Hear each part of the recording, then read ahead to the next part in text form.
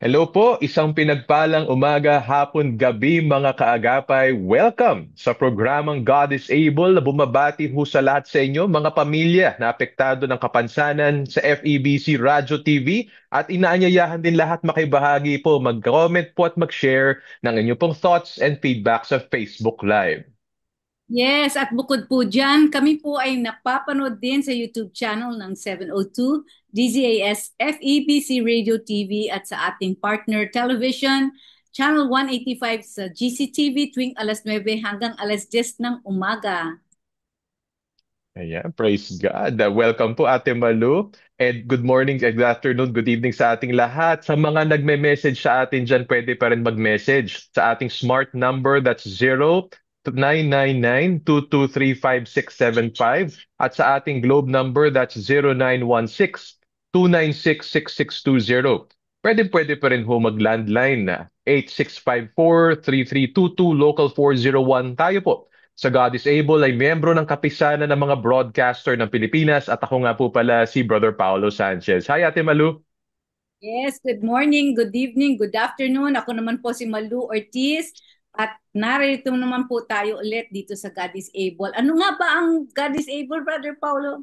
Opo, especially po sa mga binabati natin pong first time. At sana nga maraming first time na nakikinig sa atin po. Ang God is Able, we are a para-church organization. Binubuo ho tayo ng iba't ibang members of the one body of Jesus Christ to come together to share the love of Jesus to persons and families and communities affected by disability. At ito'y ginagawa natin primarily through church partners. We believe that even before po nabuo ang state o bansa ng Pilipinas, before the formation of many organizations and NGOs who mean well and serve, Jesus already commissioned his disciples to partake of his healing redemptive ministry. Mababasa natin sa John chapter 9 yan. So we believe in partnership in the church and we offer our programs tulad po ng Gift of Mobility kung saan namamahagi po tayo through them ng mga appropriate assistive devices. Also our family camp where we offer the gift of respite, rest, and family relation revival sa mga families affected by disability. And napakadami din po nating mga advocacy programs like conferences, seminars, may course na po tayo, and materials as well. So long story short, why don't we have partnership, magkape ho tayo, and see what God is able to do in the lives of persons affected by disability. Ate Malu. Amen. Tama po yan. At pag sinabi niyo pong persons affected by disability, marami po yan. Napakalawak po ng ating sinasakop. Di ba? Kasama na dyan ang Down syndrome, autism, cerebral palsy, muscular dystrophy, mental health issues, the lame, the blind, the mute. Di ba? Ang laki-laki po talaga ng sinasakop ng God is able. But praise God, no? He gives us the wisdom at ito pong programa natin ay nagbibigay ng impormasyon, no? Galing sa mga experiences ng mga magulang, mga professionals who are partnering with us, nagbibigay din po sila ng mga informations na kailangan natin malaman tungkol sa disability. At ngayon, ang ating guest naman po, no? Siya po ay, sabi niya, nagkakilala na kami noong araw pa sa Down Syndrome Association. And we met again, nagkakwentuhan kami, at nagkita pa ulit kami sa mga events dito sa CCF. And she is also a mother of a child with Down syndrome. Siya po si Chelo Ferrer. Hello, Chelo. Hi, good morning po. Ah, Magandang umaga sa lahat po na nakikinig, nanonood ngayon po. I'm so pleased to be invited po here and to share uh, God's miracles in my life. Oo. Chelo, baka may gusto kang batiin. Baka nakikinig yung mga ating mga kamag-anak sa abroad. Oo. I'd like to greet all my family, yung Bantolo Fair family na nasa USA. Hello. Lahat ng mga taga-CCF, yung mga friends ko, churchmates ko, group mates ko in the Bible study, and yeah. So all parents who are courageous enough to look after the best gift from God, yung ating mga special children. Hello Amen. po. Amen. Thank you, Chelo. And before we start, no, can you just tell us a little bit about yourself, no, and what you do? Okay, I'm actually, my name is Shella Ferrer. I am separated. I have a small business in LED and solar lights. I'm 57 years old. I have three kids. The two are based in the US already. And then I have a 16-year-old daughter with Down syndrome. Her name is Hailey po. Yes, Yes. Wow. Oo, kilala Hello, ko. Hailey. Oo, Brother Paulo, nakilala Hailey. ko nga yung kanyang daughter. 16 na pala siya, no? Yes. Brother Pau. Wow, 16 years old. Naalala ko talaga si Clarissa. So meron palang parang little sister si Clarissa. Could you tell us more lang po, Ma'am Shelo, about what Down syndrome is and how you found out about the condition of your beloved child? Okay. So, when I gave birth kasi, the doctor approached me and he said, Ma'am, may problema. We have a problem with your daughter. I don't know why the nurses did not recognize it. Kasi she was having difficulty na uminom po ng milk because her tongue kept on sticking out. So, nasamid daw. And then, when they looked at her features, sabi niya, there's something wrong. So when she approached me, asked me, are you Chinese? Or is your husband Chinese? So sabi ko, no, we are pure Filipino. And then she said, okay, because your child has Down syndrome. I'm sorry to tell you, ma'am. So at first, I do not have any idea about the condition of Down syndrome. And then I said, what is Down syndrome po? And then, I don't know, she blurted, you mongoloid. Yeah. And then I said, mongoloid. So I had a recall of that terminology, di ba? Mongoloid. So parang, I said, how could that happen?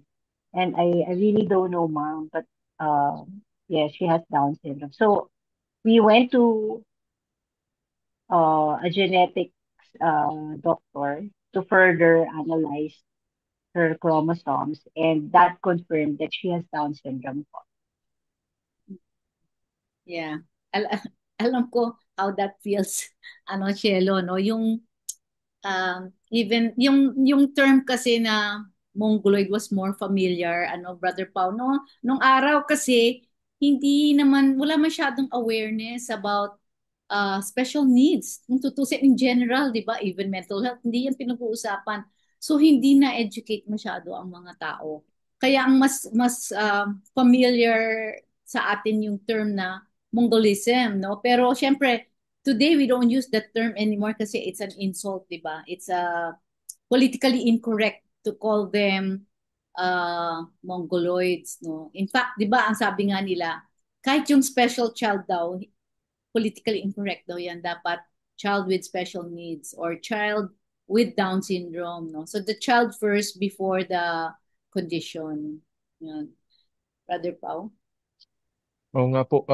It's very quite interesting, Ate Malu, Ma'am Shelo, that even the medical professionals or those in the hospital could not spell it out sa umpisa. Those were the times talaga. And Miss Malu is pointing out something very important. Mahalaga talagang awareness. And I guess that's why we're here. Baka more families listening to this. You're also thinking na kami lang ba yung nagulat? Kami lang ba yung nahirapan to learn about this? No, you're not alone.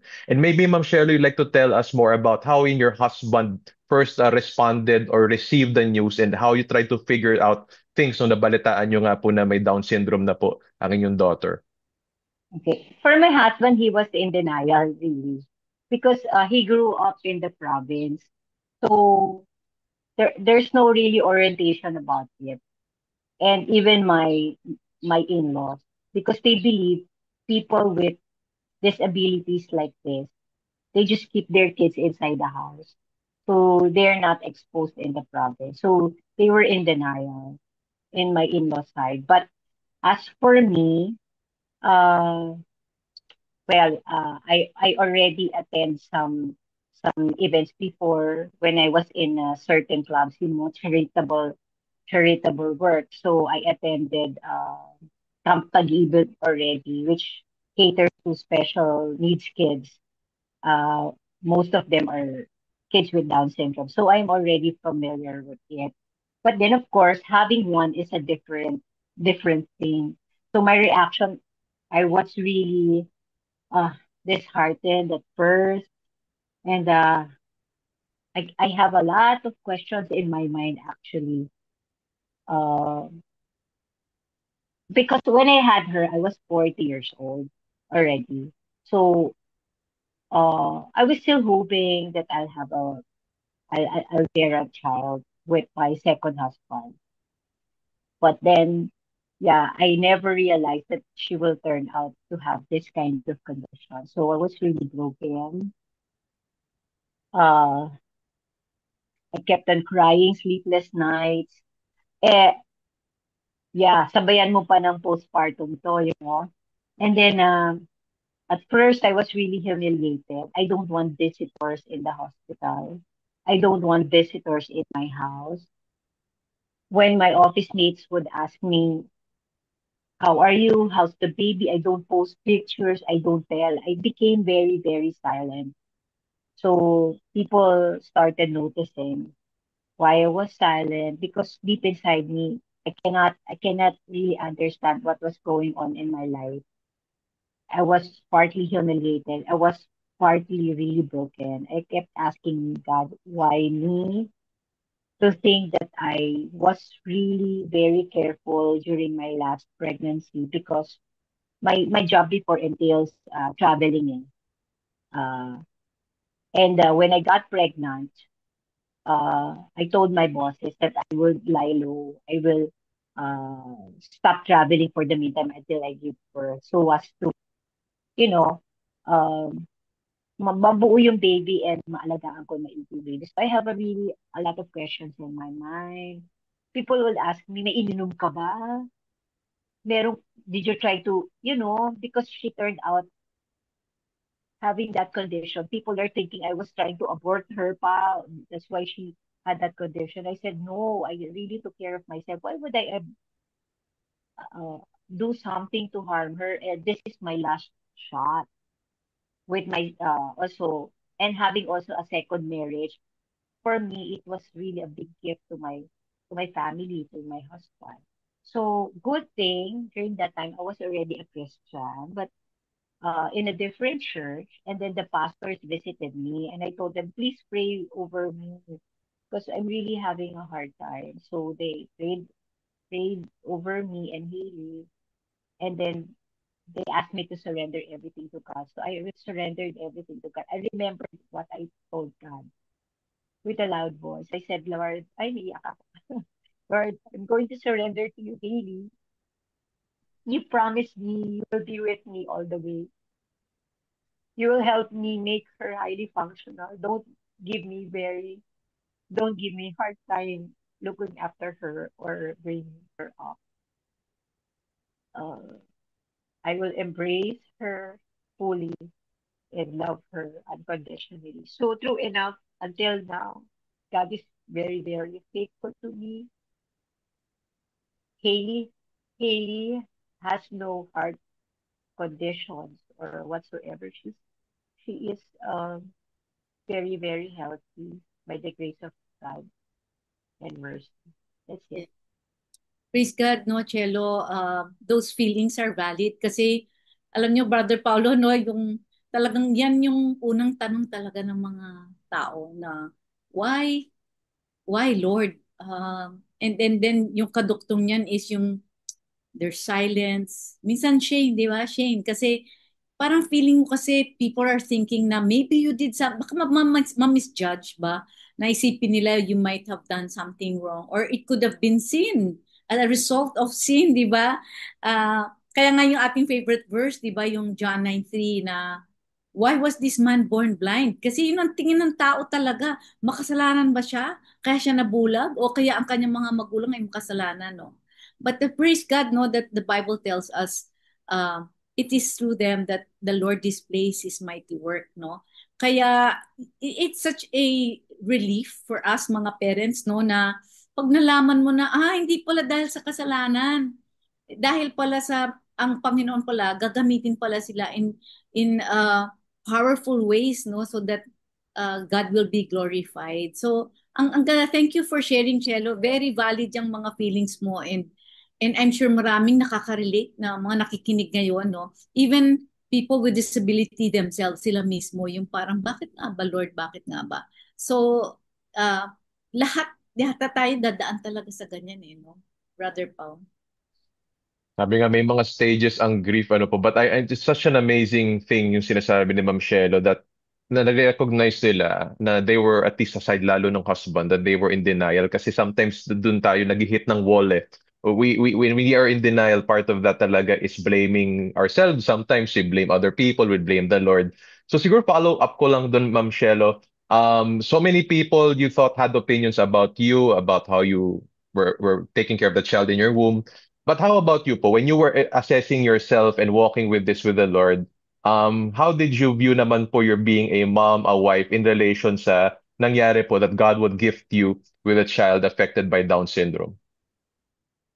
So, can you again, how did I feel or how Yes, so how did you look at yourself po as a mother and as a wife? during that time? Opo. Um, I got at first I was very afraid. Am I capable of looking after her? Um, at first I was also afraid that I should could I give her um the best life ever because that's the only thing that I can give her. Uh, a happy family, comfortable life, the love and care. And also, yung pinaka-scariest part siguro as a mom, how long will I live for her? Or vice versa. How long will she live for me or for us? So, yun yung mga initial fears ko when I gave birth to her. Hello? Yes po, Yes. we hear you very Yes. loud and clear. And Yes. it's really, I Yes. know this is relating with many moms and dads, yung feeling of fear. Ate Malu, were you able to also, how did you naman po, Ate Malu, I just like to bounce back to you as a resource as well. How did you also process this as you're being wife and mom during that time? Kasi you're hearing a lot of things, you're thinking a lot of things. Ano po yung naging clear sa inyo in those moments? I think yung unang papasok muna is, am I capable of taking care of a child with special needs, with Down syndrome? Kasi hindi ka nga knowledgeable eh, di ba? So wala kang nga alam. Saan ka mag-uumpisa? So you start doubting yourself. You start doubting if um, meron ba akong kakayahan? And then, ano ba yung magiging, yung fear of the future? Ano kaya ang magiging future nitong batang ito, no? Or what is God teaching me from this? Ano ba? No, and then you start thinking, ay, ang dami kong kailangan i-give up. Kasi, di ba, no, Chelo, no, parang ang dami Yes. yata akong kailangan i-give up para maalagaan ko tong batang ito, no? At that time, Here, oo, nung panahon na yun, iisipin mo muna na parang, syempre selfish pa tayo, no, na iniisip natin ang sarili natin. Pero praise God for these children kasi we become selfless through them. So mm, I really think we become better moms because of our mm. special needs. No, Chelo, agree? Yes, can I add po? Before I gave birth to her, I'm really a very vain person. So I told myself, how can I take care of this child if I will put myself first? So talagang nagbago ako, hindi na po ako naging vain, naging simple ako. In fact, sumobrang simple. Napabayaan ko yung sarili ko in the beginning. Actually, my office mates told me, what happened to you? Why you gained weight? Ba't hindi ka na nag-aayos? You used to be someone na we look up to. Uh, what happened? Why did you forget about your physical appearance? And at the back of my mind, I said, I should be selfless so I can take care of her. So that happened. But later on, I had rashes at my back. Parang nagkaroon ako ng rashes and hindi ko siya pina-check up. And then when we had a program in the office, parang it was a manifestation of my stress pala. And then they said na you have to take care of yourself first so that you can take care of your daughter. So there, so I started, looking after myself, eating properly, sleeping. but not on the vanity side already. Yung, basta, because our body is a gift from God. So I nourished myself, I look after myself, and yan. And I had the grace of God. So I became whole again. Yeah, very important yan, no? Very good point, Chelo, no, that you mentioned it. Kasi siguro nga, no, Brother Pau, yan siguro yung mga nagiging ano rin, nagiging problem din ng ibang magulang. Sa sobrang pagmamahal sa anak, nakakalimutan ng sarili to the point nga na hindi na naalagaan ang sarili. But it's a good, parang ano yan sa eroplano, di ba? Bago mo tulungan yung anak mo, isuot mo muna yung iyong life, yung vest mo bago mo siya susuotan, di ba? Kasi you cannot give something that you don't have. So we really have to take care of ourselves first. Kasi sino mag-aalaga sa anak natin pag may nangyari sa atin, ano? So, ang next question ko, Chelo, naman is yung you mentioned that you have other kids, di ba? Ano yung naging Mm. response naman nila? How do they feel na meron silang kapatid na, syempre siguro may naisip din nila, naku, pagka nawala si mami, kami mag-aalaga sa kanya. Kasama yun eh, di ba? Ano yung kanilang naging mga thoughts nila during that time? Um, they have a different dynamics kasi. When I gave birth to Hailey, that was the time naman, my two kids are leaving for the States for good. So they just see me and Hailey through video calls, no? But when she became parang mga 10 years old, and I resigned from my work. So that's the time we were able to go to them and visit them and stay with them. So doon pa lang na-develop yung talagang closeness nila. Uh, they were very nice to their sister, very loving. But maybe because of the distance, they have a different dynamic. But you know, I appreciate also my kids because even they are half siblings na lang kasi sila, yung love nila kay Hailey is real and buo. Sometimes I would tell them, or I have like this and like that. I will share it to you and then your brother and to Hailey. They would always tell me, Mom, ano na, don't mind us. Malaki na kami. Whatever you're saving, whatever you're preparing, give it all na lang to Hailey. Ganon sila ka-selfless din sa kapatid nila. Yes, mapagmahal naman sila eh. Pero iba kasi din yung dynamics kasi talagang, you know, we don't stay long enough in the US. And now kasi they're already married. So, iba na rin yung may kanya-kanya na rin silang buhay. But you know, we are like one happy family. Yes. Ang ganda, no? It's another thing, mga kaagapay. It's one thing to take care of your child. Another thing is yung to put balance sa time and love that you will share dun sa inyo. So, kung ano yung, paano mo alagaan sila and equally love them. Of course, we equally love our children, di ba? Given na yun eh. Pero yung time, kasi alam mo naman, ang bata, ano sila eh, thereafter, sabi nga nila, they spell love with T-I-M-E, di ba? With time. Pero hindi talaga maaalis sa magulang to spend more time with a child with special needs. Kasi nga may special needs siya, di ba? Helpless sila eh. Unlike the non-disabled child, kaya nilang alagaan sarili nila. Pero minsan naka-quantify doon, na-based doon na nila naka-quantify yung love nga. Yon. So, ano din yan? Challenge din yan sa aming mga magulang. Brother Pau.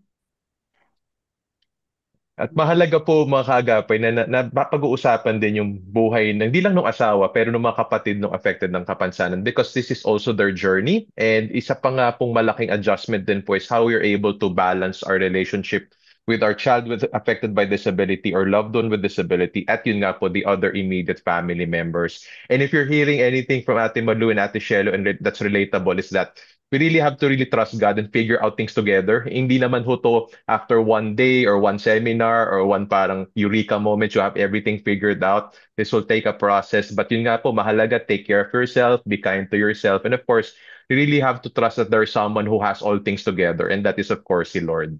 Matanong ko lang po, Ate Shelo, having mentioned raising and figure things out together to raise your child, ano po yung parang mga naging activities and abilities na na-discover nyo kay Hailey? Was she able to go to school? Meron ba siya mga special talents and gifts and abilities? Well, since the beginning, I really enrolled her. Kasi nga, my, my, my goal for her is to make her highly functional. So, I see to it na naka-enroll na siya since she was a child.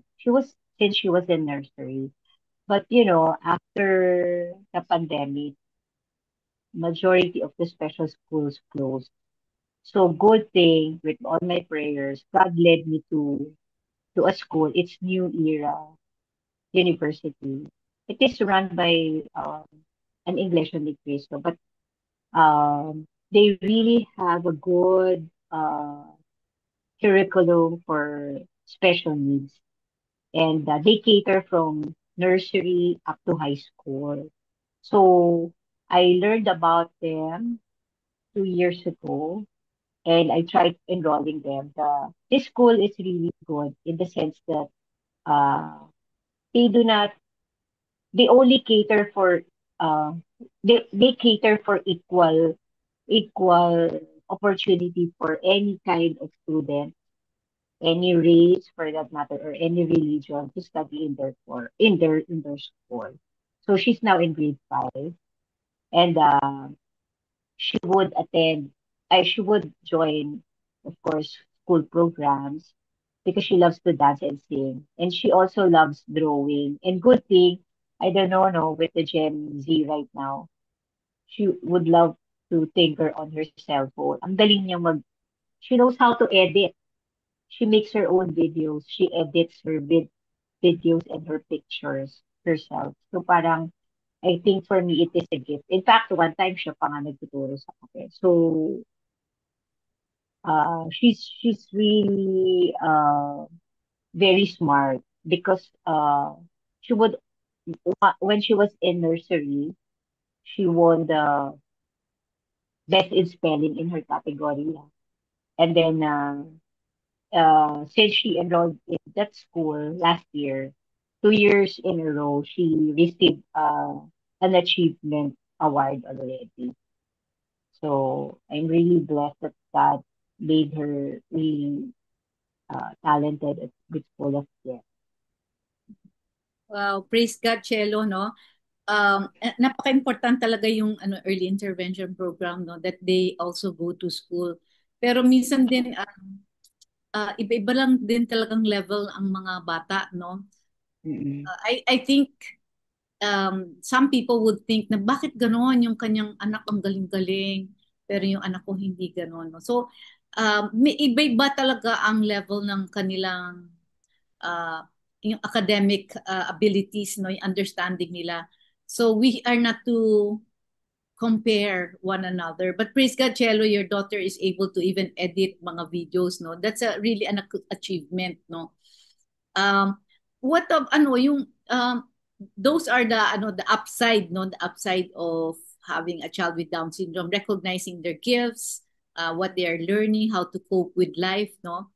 Independent living. Pero what about yung challenges naman? Ano ba yung mga klaseng challenges ang mga hinaharap mo as you take care of a child with special needs? First, syempre yung nila, the lack of abilities that they naturally they have, like yung poor muscle tone, speech, yung speech problems nila. As I've said, I'm also a believer of early intervention. So, months old pa lang si Hailey, dinadala ko na po siya sa physical therapist. Nung medyo naging stable na lang siya, doon na lang kami nag-stop. Yes, it may be really, really costly. Pero most of our savings went to the therapist po talaga. And I saw the improvement. Another challenge for me is yung immune system, low yung immune system niya. She would always catch colds, pharyngitis, uh, uh, what's this, tonsillitis. And yung pinaka-challenging talaga sa akin, she had dengue 3 times. One almost killed her because we brought her to the ICU na. That's where I met also a fellow lady with a Down syndrome, si Doris na. And she became a really good friend. And it was really a blessing talaga. We met there in the ICU. Also, um, she had scarlet fever, which is very rare nowadays. It's actually a streptococci infection. Uh, because I love giving her toys, it's very important to make sure that the toys that you give to your children are all sanitized. I don't know if she caught that from there, but she acquired that bacteria because they love nibbling toys. And then also you have to check also yung mga caregiver nila, yung mga nanny nila who play with them. Make sure if they have a mask kasi madali po sila mahawa. So yun, medyo naging extra careful ako for her health because of in and out niya sa hospital. But when she became older, like 9 years old, and until now, by God's grace, very seldom na po siyang nagkakasakit. So yun po yung mga challenges na experience ko. Now, another challenge naman is yung playing with the normal kids. Yan. Um, Kasi nga si Lily, she's a very sociable person. So she would really love to have very good friends, many friends, girls and boys. But sometimes these little kids also, they do not know how to deal with the likes of her. So, mm, uh, medyo nahihirapan din sila mag-adjust. Plus, the way she talks kasi, di ba? It's so hard to understand their their speech eh. Parang medyo nabubulol sila. So, and nag-English kasi si Hailey eh. So, parang all the more, mas nahihirapan silang magkaintindihan. Now, because Filipino subject ko siya, so medyo marunong natin siya magtagalog. But even so, she still has pa rin, problem expressing herself because of the limited words and the way she talks na po, hindi po lahat nakakaintindi. So yun, it makes her feel lonely at times, especially now that she's a teenager. Gusto niya maging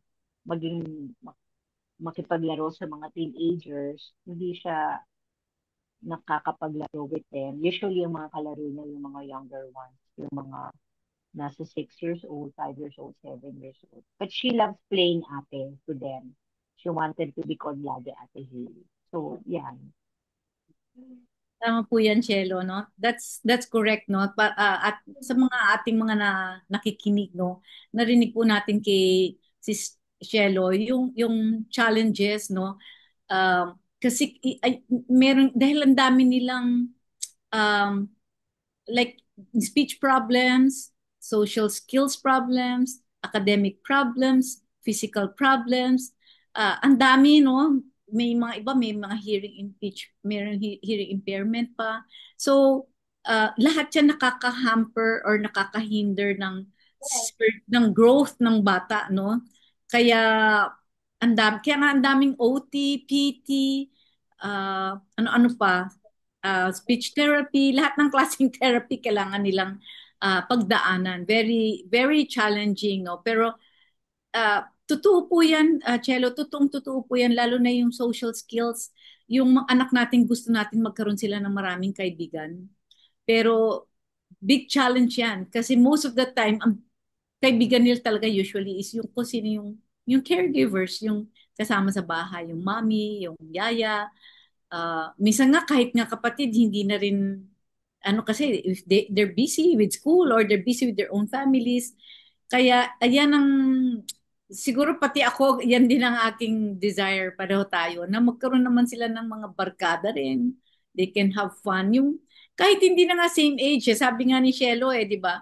Ang mga nakakasama ng daughter niya na 16 is yung mga 5 and 6 years old. Okay na rin yun kasi maliit naman ang Down, di ba shorter ang mga Down syndrome. So when you see them, even if they're already adult na, or young adult na ano pa din they're like kids pa din so even if they hang out with younger kids, that's okay as long as they have friends. Diba? Brother Pau. Yung mga kaagapay, nakakatuwa po yung sharing po ni Ate Shelo, Ate Malu. It's straight from the heart po. Parang ang nakipapahinga ko nga po dito. They just want to see their kids happy. I mean, that's how simple life has become for them. To see them safe, to see them happy. And of course, in the Lord's good way, to see them in the love of the Lord, to have relationship with the Lord. Um, Shelo, let me ask you, no, aside from having friends, being healthy, meron pa po ba kayong ibang pangarap pa? Or is it just that simple na lang po yung pangarap nyo for Haley? Are there other dreams and aspirations that we can pray together for? Yes, of course, yeah, as a mom, whatever condition our child has right now, or pinagdadaanin yung condition, gusto natin talagang maging as much as possible normal. And I would really like her to achieve the highest possible achievement she can get. So my daughter also, she would always post pictures na nakatoga siya. In fact, she got the toga hat of her ate from the US, and we brought it home here.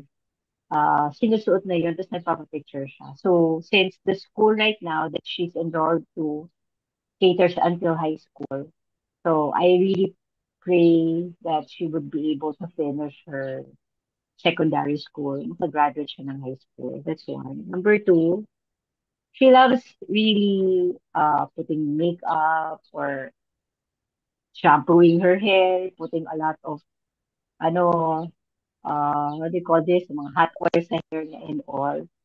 I told her dad na maybe when she's already mature enough, we can put up a small business for her like a salon. You know, crazy idea na siya lang yung taga-shampoo. Kasi yun lang naman yung mga kaya niyang gawin.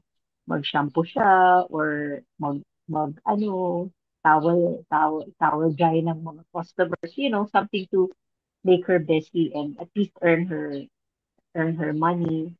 And syempre, as a parent also, we are not always there for them. So preparing for their future, like I'm thinking of putting up trust fund for her or something like a passive income for her to sustain her.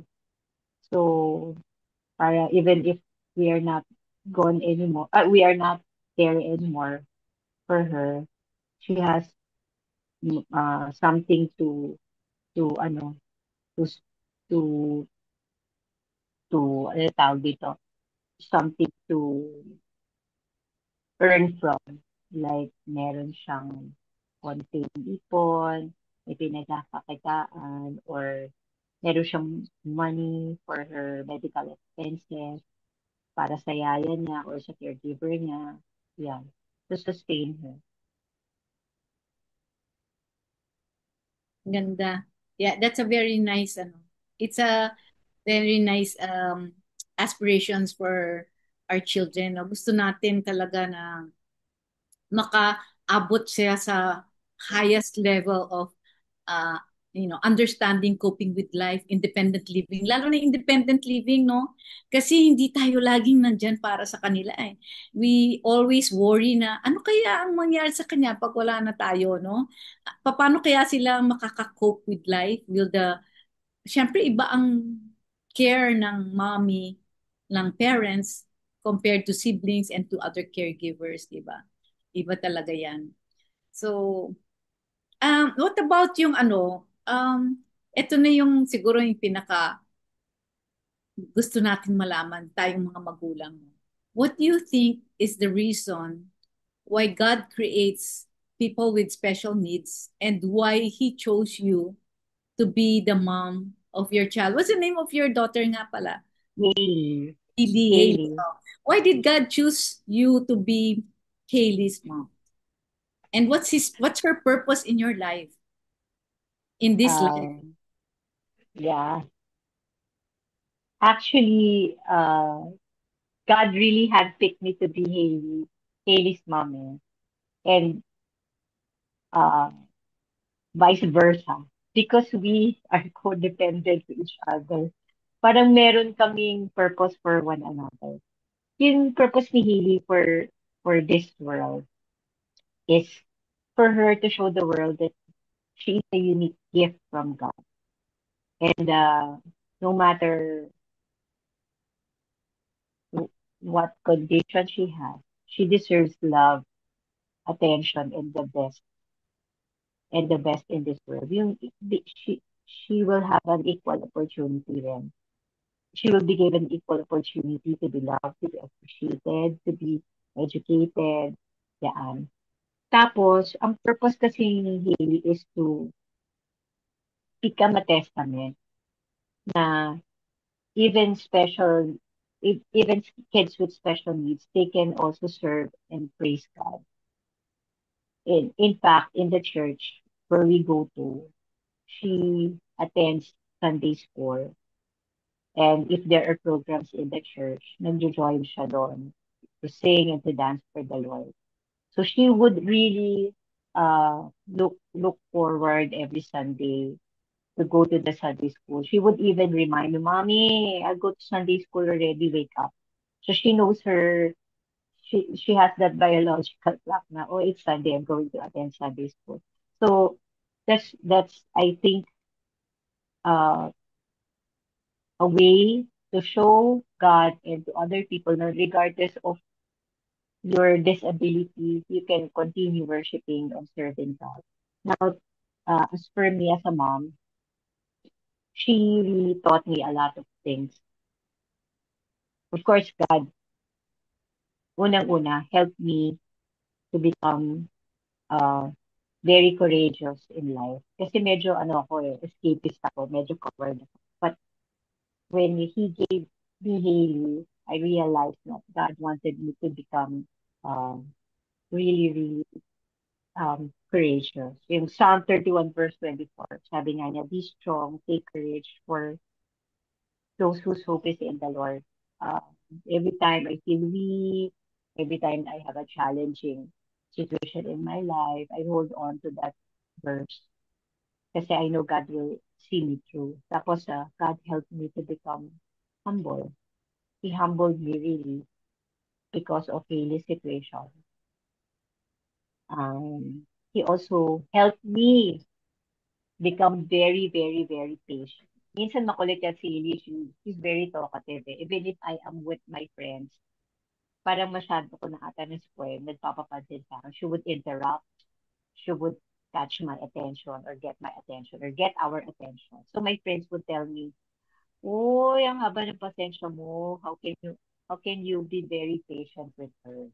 So talagang hindi ako nagsasnap because of her. Kasi, di ba, all she needs is love and care and understanding. Of course, she gets scolded if needed, but I shower her with love and attention talaga and understanding. And also, because of Haley, I prayed more to God and I surrendered more to God, especially if she has a sickness.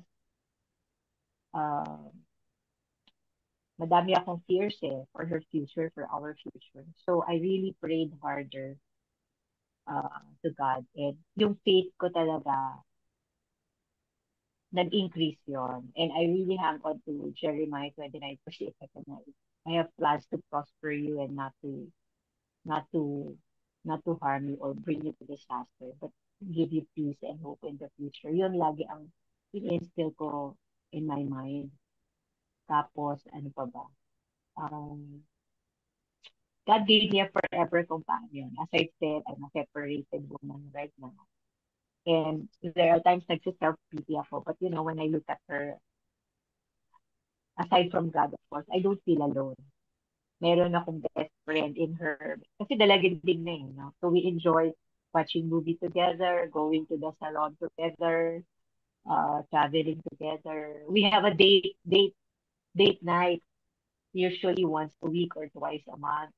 So we look forward to that. Nag-aayos yan, nagde-dress yan. If I tell her, oh, this date night, babe.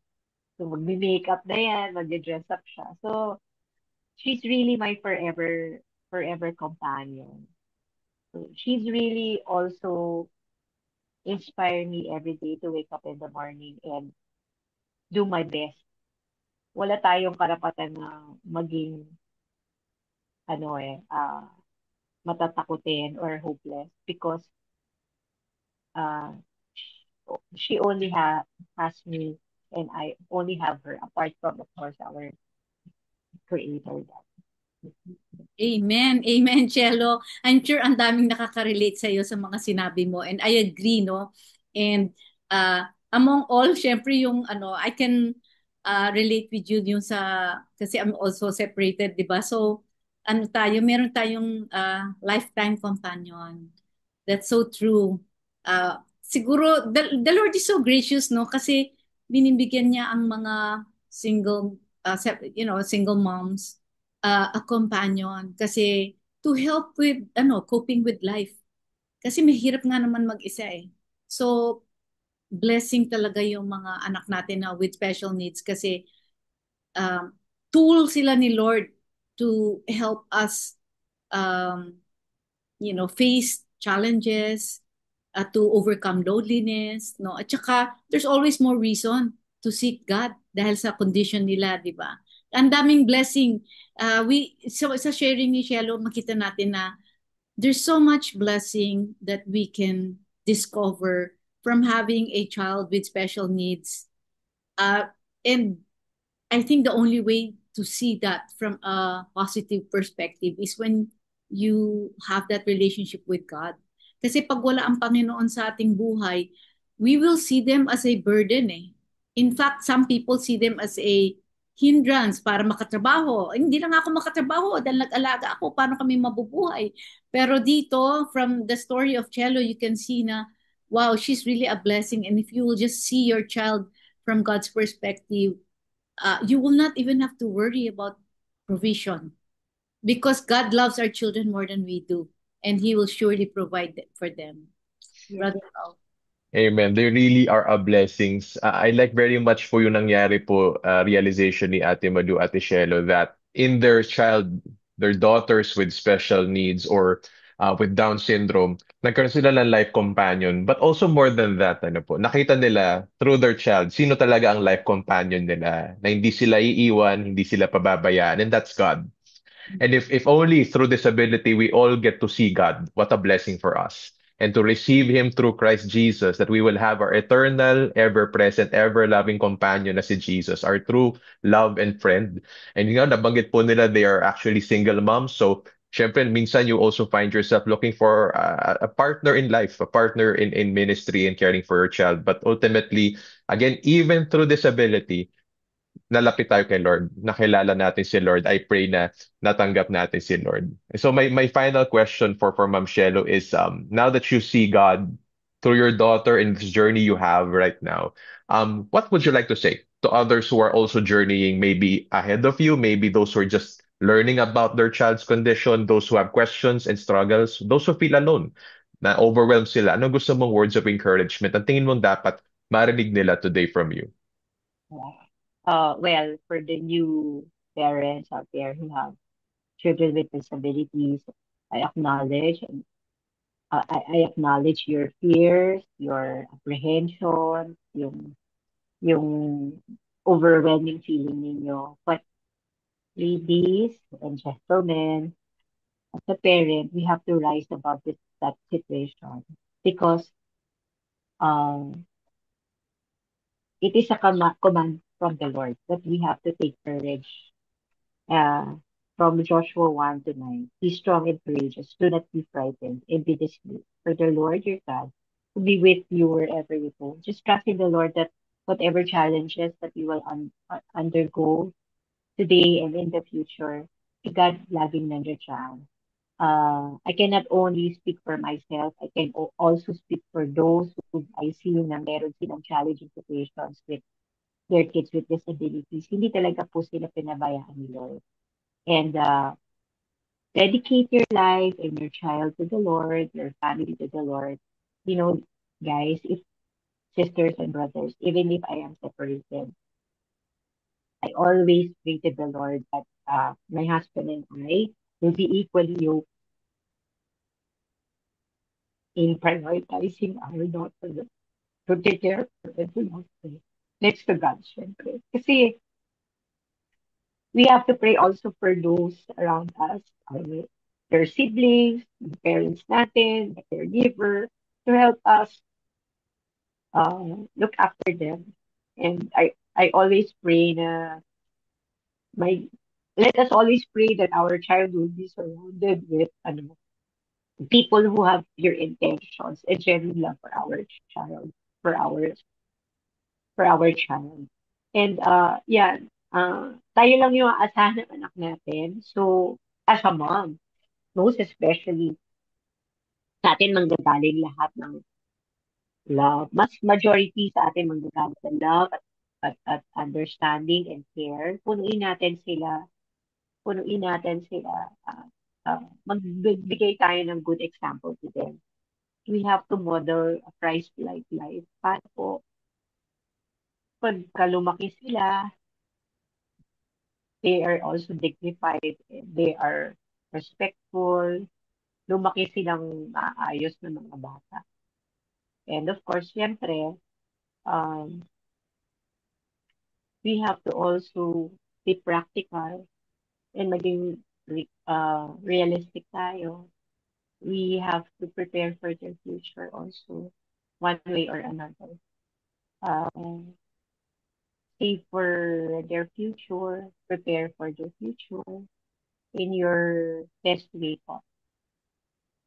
And yon, always prioritize God above all because si God lang talaga ang hindi magpapabaya sa atin. And always remember when you look at your child, she is made fearfully and wonderfully by our Creator. She Amen. is beautiful inside and Praise God. I always tell that to him. You are beautiful inside and out. That is true. Praise God. Nakakatuwa po, Ma'am Shelo. Even sharing po ni Ate Mado po, nakaka-affirm po mga kaagapay. I like that Ma'am Shelo ended by simply asking us to entrust ourselves to God, to put God first palagi because this is His work. Sabi nga po, Hailey, Clarissa are gifts from God. So it is God who made them. It is God who purposed them, and it is God who will bless us in and through them. And it is right we just end po, putting God's first. So may we pray together. Pag-pray ko lamang po tayo. Even myself, I'd like to join us in this prayer. All of us affected by disability, that we may just entrust ourselves to God talaga. That's the first and best thing na magagawa natin. So let us pray. Heavenly Father, we just entrust ourselves to you. We entrust our loved ones affected by disability to you. We entrust ourselves, the whole family, everybody affected around us to you because Lord, we believe that this is beyond us. It is beautiful, it is wonderful because it is from you. It is really a gift, sabi nga ni Ma'am Shelo, that Hailey is a gift from God. And so we'd like to think of this, our experience, our lives together, even as affected by disability, as a gift, a precious gift from you, a beautiful gift from you. And for us to appreciate it, Lord, para makita namin yung kagandahan ng nangyayari, we really need to have a relationship with you. We really need to know you, to know your heart, to know your will, to know your ways, your beautiful, perfect ways, Panginoon. And of course, Lord, saan pa po ba kami? Kanina pa po ba kami magtatanong tungkol sa will nyo? Kanina pa ba kami, Lord God, makakaasa than Jesus Christ, your Son, who is God? And so we pray, Lord God, that through this conversation, lahat ng naaabot, lahat ng na-encourage, lahat ng na-inspire ni Ma'am Shelo, ni Ma'am Malu, would seek Jesus and receive Jesus Christ to be their Savior and Lord, and would do their best to trust Jesus' finished work on the cross and also do their best to share Jesus kahit iba-iba yung levels of abilities at competencies sa mga minamahal namin sa buhay na may kapansanan. We will love them like Jesus because perhaps by caring for them, by not being judgmental to them, by even taking care of ourselves, doon namin may paparating, Lord, yung love ni Jesus sa kanila. We pray for everybody affected by disability, Lord, that they will have Jesus in their hearts, that you, Holy Spirit, will work na sila po ay makatagpo at makatanggap kay Jesus Christ and also see how beautiful they are. Sabi nga po sa word ninyo, fearfully and wonderfully made. Lord, I pray for every family listening to this. Open their hearts, Lord. Open their minds. Open their spirits, Lord, to see God in and through Christ, even through disability. That burdens will become blessings. Indeed, they are a gift from God. This we pray in Jesus' name. Amen. And amen. Thank you for that beautiful prayer. And thank you. Maraming salamat, Chelo, for sharing us your heart and your love for your daughter Hailey. Sana marami pong mga na-bless sa mga nakikinig ngayon. Hindi po talaga madali mag-alaga, but there's so much joy, so much blessing from the Lord if we will just learn to love them and see our children with special needs from the eyes of Jesus. So natatapos naman po ang isang oras. Maraming salamat mga kaagapay sa pakikinig. Ito po ang programang God is Able, serbisyong PWD. Ako po si Malu Tiongson Ortiz. At ako naman ho si Brother Paulo Sanchez, nawa nakapaglaan ho tayo ng katatagan at pag-asa sa mga minamahal nating Filipino PADs. Miss Malu, tayong lahat naniniwala. From From disability disability to to possibility. possibility. Salamat po. God bless you. God bless.